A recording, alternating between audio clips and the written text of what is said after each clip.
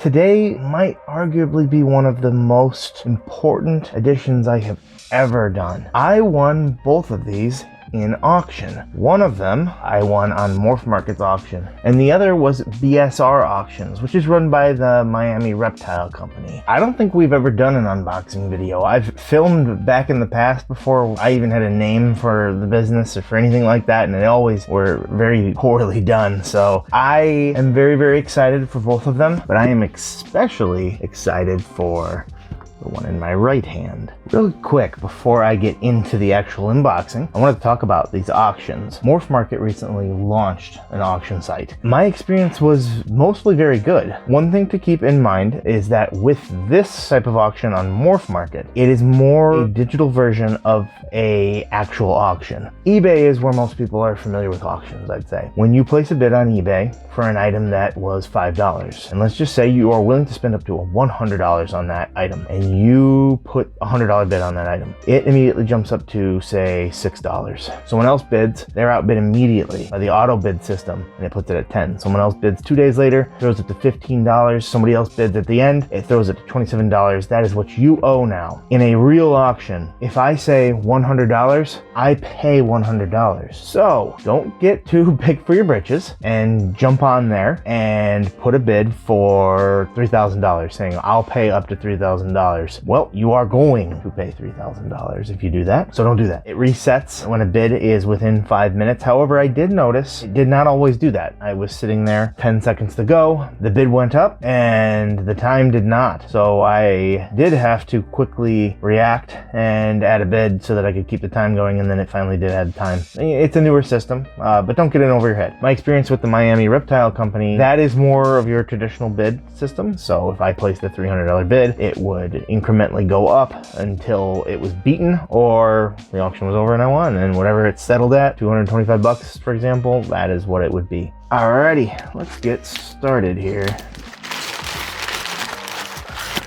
Well, first off, you can see the very first one right here. And this would be a purple line tiger albino hognose female. And she is gorgeous. This would be my second hognose. As you can see, I'm laying the groundwork to breed hognose snakes.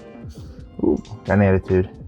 And she must me. I don't find hognoses must very much, but they definitely have little attitudes. But they don't bite. They're not really inclined to bite either. At most they do like that, a bluff strike. They just huff and slam their little shovel nose into you. She is very, very pretty and vibrant. She'll go very well with the line of projects that I want to start working. Which right off the bat is going to be albino. Kind of want to get into the sunburst, possibly the exantic lines for hognose as well. I've got a female in there, and I have my eyes set on a male as well. Again, I'm probably at least second most excited for this animal right here. Now, with hognose, it's a little different. There is polygenic traits, which means that they are traits that aren't connected to just dominant, codominant, and recessive genes. They're things that just show up with line breeding. So if you breed two really, really red snakes together, you get an even redder snake. Stuff kind of like that, for lack of a better term to describe it. But that is what you're seeing here with the purple line, and it is absolutely stunning. All right, next up would be this one right here.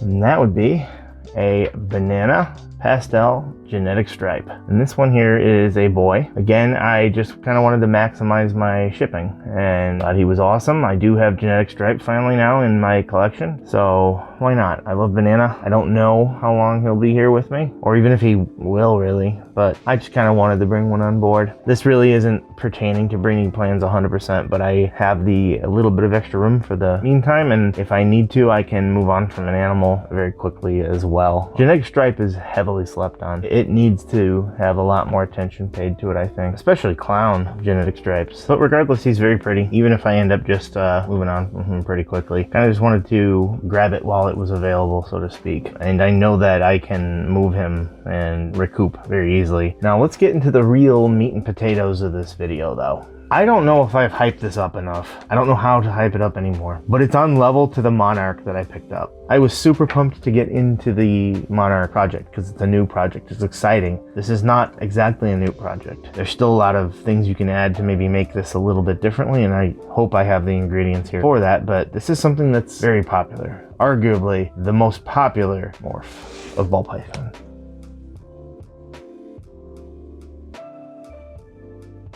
Perfectly packed. Always red lighting down. We made a video about that ourselves. And I love the cotton. Gives it a very noble approach and feel to this animal, as it deserves. There we go. Okay. Oh my God. This is unbelievable. I hope that you had a good trip. Here we go.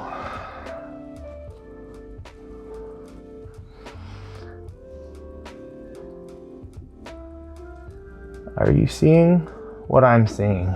This right here is a GHI Black Pastel Red Stripe Yellow Belly Clown. She is also 50% het hypo. This is one ingredient away from being the Pompeii. And I have that ingredient. That ingredient happens to be in my GHI Bottnose Clown. That is 66% het hypo. And his testing for hypo is currently out. I don't know when that's due. Sometimes it can take up to a month. And I only just sent it last week, I believe. So it's been about a week. She's well started, but she's probably got at least 2 years, maybe more likely to be 3. The sides, the blushing coming up. I think their face is getting enough attention where they get the perfect amount of orange, which is just like makeup. Like I said, you can't get much better other than Pompeii. Now think about this. She's GHI. I don't think a GHI Pompeii has been made. The animal that I would be using to create the Pompeii has GHI, means that there's a high likelihood that the animals I create will have at least one copy of GHI. They will possibly even be super GHI. I have no idea how that would look. Could overdo it. A super GHI Pompeii. Do you know what might rein that in? Hypo. Man, if I get lucky and he is het hypo and this girl here is het hypo and I can somehow create a GHI Pompeii hypo. Now the odds, they're not great, but GHI being in there and the fact of the matter is you're recruiting awesome snakes and they're all 100% going to be clowns. Super GHI clowns just in general are sick as hell. Not to mention everything else that you can do with this. You can see what the GHI is doing here. I absolutely love GHI. Everybody says it's a dark morph, and it is, but it's like a dark blushing. It brings up these sides as well, which is happening in general from this snake. But this right here, these little dots in between, it's very, very apparent when they're young, but it still stays with them. You can see it on my adult. I have no words for how beautiful this is and what it really means for us in the future. A big shout out to PetroGenetics for hooking me up with this absolutely gorgeous girl. Obviously, it is a huge step up. I mean, clearly that's, unless something crazy were to happen, that's the first pairing I'm making, but what would a Pompeii monarch look like? That would be a lot of work, but would that be beautiful? You see the colors that this sort of stuff brings, and so what would that bring in on a monarch, which is already dancing with burgundy, purplish,